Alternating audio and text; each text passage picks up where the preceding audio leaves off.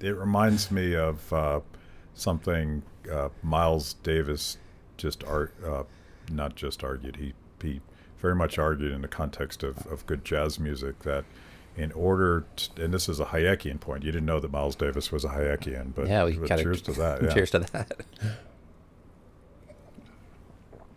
Miles Davis is a very classically trained musician. He knew how to do all of the technically correct things.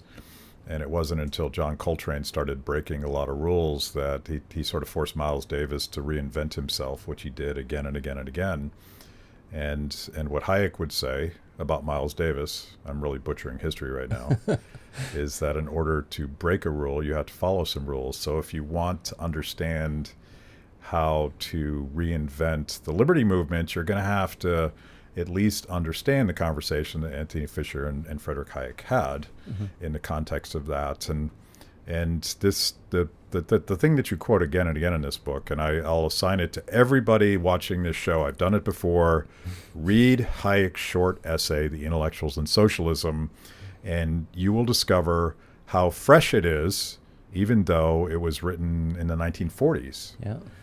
It's amazing. And he says a couple things, and I'd love to go through these and have you translate them in the context of what you guys are doing every day.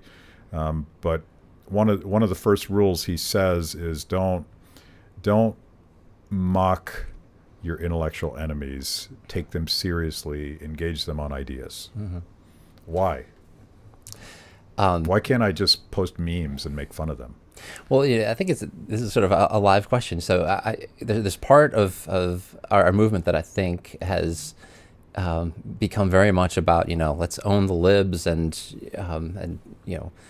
show the hypocrisy. That's get the clicks. Yeah, and I don't want to say that that's an illegitimate way to spend your time. There's something that is really cathartic about it, and firing up people in the pews is worthwhile.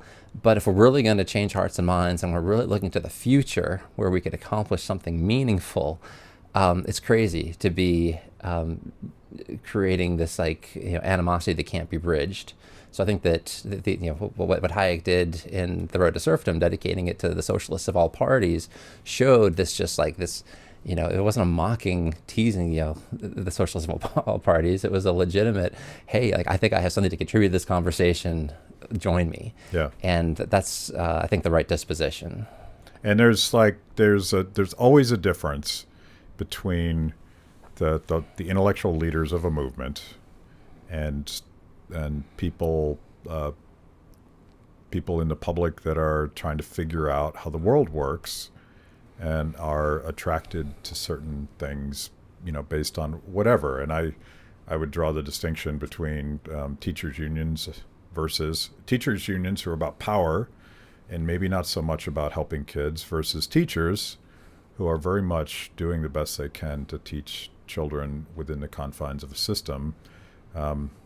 Good cops trying to work within a system where bad cops can't be fired.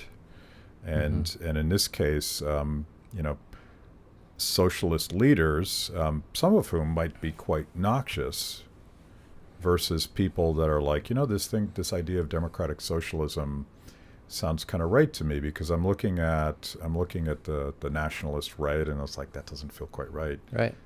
So we have to, if you don't engage the ideas seriously, you're walking away, not from perhaps entrenched intellectuals, but from people that are struggling to figure stuff out. And if you just sound like another person that's like on tribe B instead of tribe A, I think you particularly lose young people.